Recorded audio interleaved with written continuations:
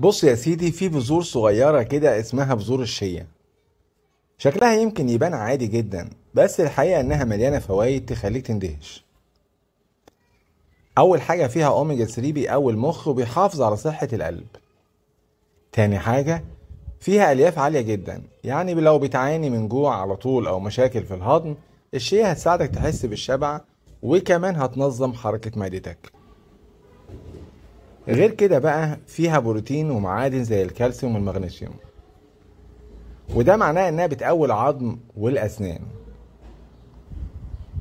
الاحلى من كل ده انها سهلة الاستخدام، ممكن تحطها على الزبادي، العصير، او حتى مية وتسيبها تنفش تبقى زي الجل.